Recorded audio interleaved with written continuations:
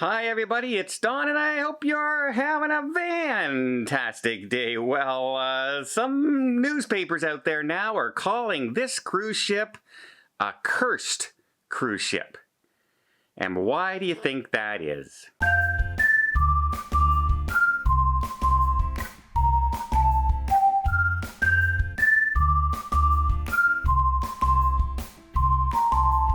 So we have a few stories for you here, but first let's talk about the Coral Princess. That's right, that was the ship that was in the news going into Brisbane and Sydney that was reporting over 100 people had COVID on board. And it was all in all the news right across Australia, and we were reporting it here in the United States. It was being reported all over the place. Well, that cruise ship now can't get into port. It can't dock in Brisbane. And it's not because of COVID. It's not because of health restrictions or anything like that. It's because it's having really, really foul weather there in Brisbane. It is 20-foot waves and huge windy days. You can see in some places, the places are all flooded. It's just crazy weather. In fact, not only were they stuck at sea for a few hours, they were stuck at sea for 2 extra days. Good news is they were able to finally pull into port and get home. Now, what does that mean? You're supposed to land, say, on a Friday, and you don't get off until Sunday. Well, if you're flying, if I was on that, I would be flying back to Canada. I missed, obviously, I would miss my flights. And if I book those flights on my own and not through the cruise line, I now have to scramble to rearrange all those flights, and hopefully I can move those things without penalties and cost, or at least I have insurance to cover those things. But the good news is on this particular cruise, a lot of people were locals. It wasn't that far of a trip for them, so it could be much worse. It could be if there were 2,000 passengers on board and all 2,000 missed flights, that would be a bit of a nightmare. It's always a nightmare when this kind of things happen and people are missing their flights. The cruise lines do their best to help out, but safety is safety. And if you can't get into port, you can't get into port. It wasn't the cruise ship that was saying, no, we're not going to do it. It was kind of that. But it was also the ports that said, hey, we're closed. You can't come here today. You can't get there from here today. So good news, the Coral Princess can get to shore. Is it cursed? No. But, the headlines have to write something to catch our attention, I guess. Speaking of catching our attention, if you're a fan of Alaska or you've been to Alaska on a cruise and you saw that rock slide that happened in Skagway, luckily nobody was injured, nobody was hurt, just some damage to the dock.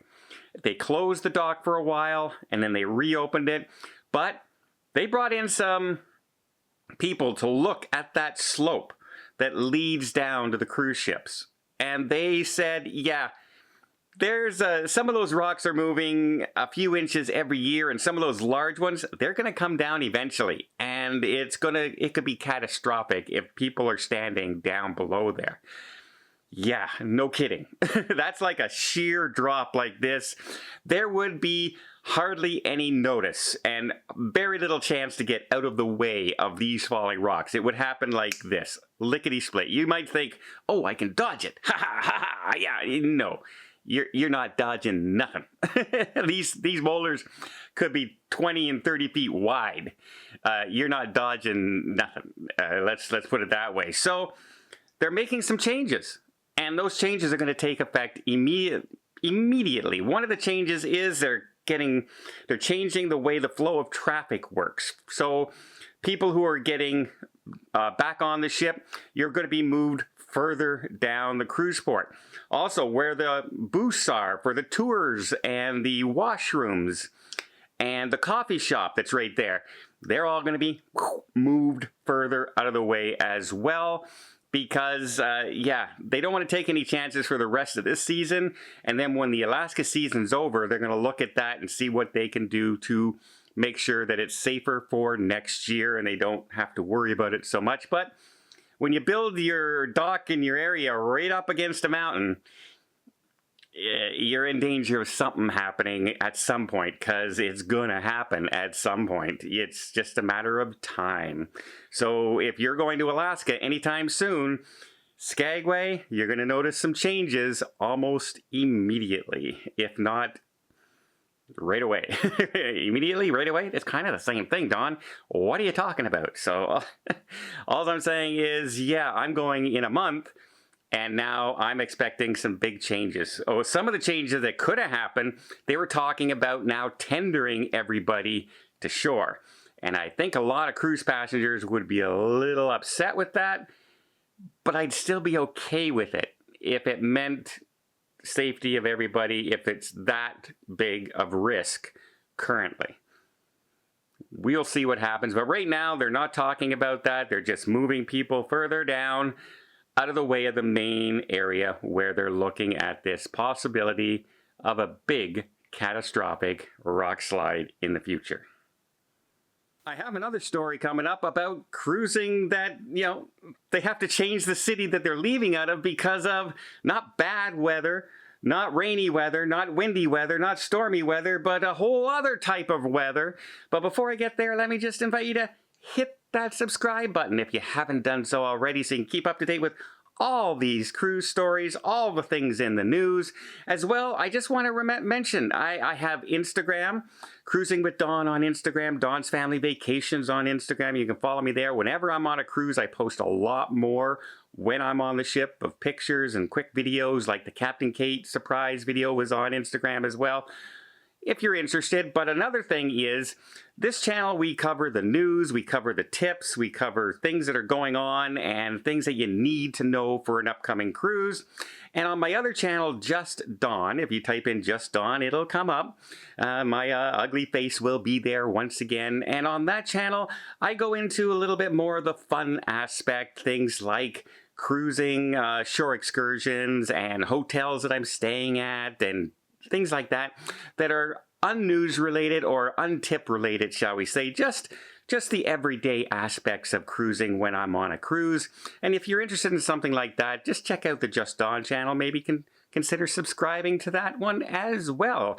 That one comes out roughly every second day. I try and put it out on the even days of the month.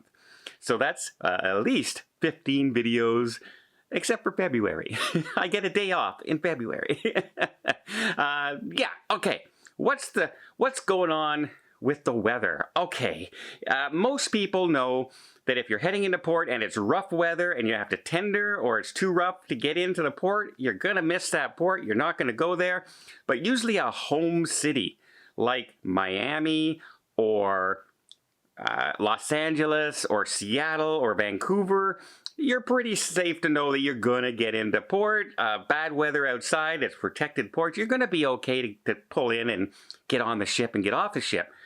Well, how would you like to get notification about a day before you're heading to your cruise and said, oh, by the way, we can't leave from that city anymore. We're going to leave from another city an hour down the road, which is exactly what's happening with the ship I just came back from a little while ago, Holland America's Rotterdam. It was supposed to be leaving from Amsterdam, and now they have to switch it over to Rotterdam, which is where I took the cruise from, so I'm quite aware of the drive to get there, which left people scrambling how to get there. Now, luckily, there's transportation, there's public transportation, there's lots of taxi services to get you there, there's driving services, there's busing. It's not a catastrophe, but it leaves you scrambling to, if you thought you were going to stay in Amsterdam at a hotel and just get to the cruise port down the street, now you're going an hour away. Now, the reason they're doing that is because they're closing some of the locks down there because of a drought.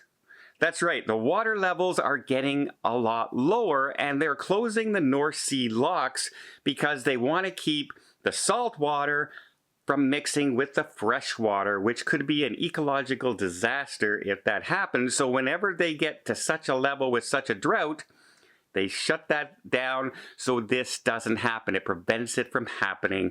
And so they have to switch down to the other locks to allow the Rotterdam to leave. Now that affects the next cruise. It also affects the cruise on July 31st.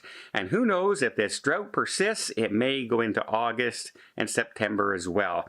Luckily for me, I'm sailing on the Rotterdam again in October, but we're leaving from Rotterdam, not Amsterdam, so we're supposed to be there anyway. Not too big a deal, but yeah, if it's not one thing with the weather, it's another thing with the weather and the airplanes and the COVID. You get my drift. It's still something we all have to keep an eye up to right until we actually step foot on our cruise ship. Just keep an eye on everything and make sure that the cruise lines can reach you, because you might get a notice 20 hours before you're supposed to step foot on the ship that something drastic has changed. Well, I hope you appreciate this video. If you did, please give it a thumbs up. Want to see more tips, more tricks, more travel vlogs from around the world? Hit that subscribe button. Till next time, have yourself a safe and a great vacation.